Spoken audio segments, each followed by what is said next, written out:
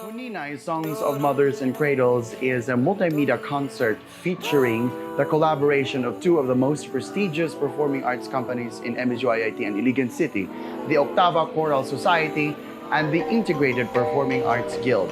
So Huninay is a contraction between the phrase Huni ni Nanay. So it features familiar Philippine lullabies, interpreted in dance and drama on stage.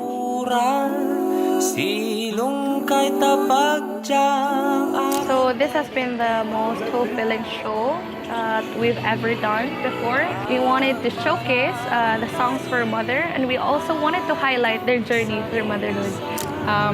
One thing that I really like about this show is number one, ang collaboration between IPAG and Octava. For me, sa ko experience as an artist at IIT, this is the very first, I think the second collaboration with IPAG. I just love the energy that we bring into the show.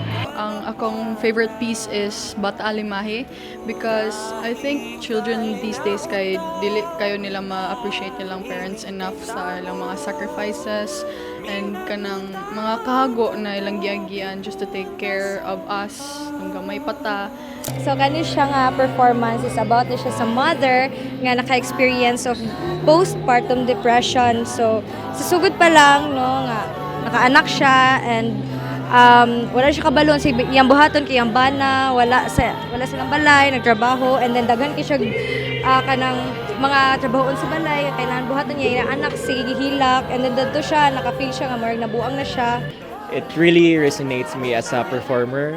We're so happy that many audience really relates to our performances and it really fulfill our hard works and kahago during practices and trainings.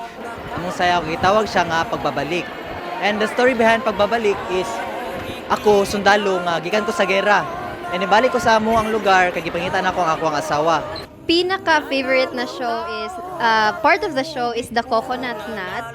Mao siya ang tigbalance sa emotion sa show kay the Huninay is full of emotion. So ang the Coconut Nut mao siya ang balancer sa show kay it's enjoyment and full of laughter, maklaro sa tanan audience na they were very entertained.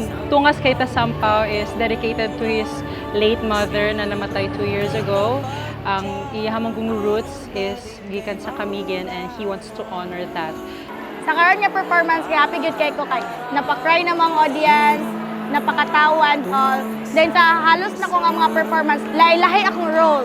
Sa Rimao nga kay mama ko, tapos sa anak kay ako ang anak, dayon sa pagbabalik kay ako ang asawa. Mao to happy kay ko kay napahilak na ko sa Sir Neil, namo sa Sir Neil, like kami gyud tanan napahilak na.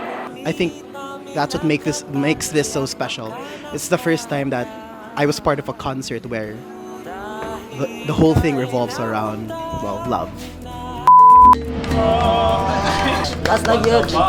Last na yun.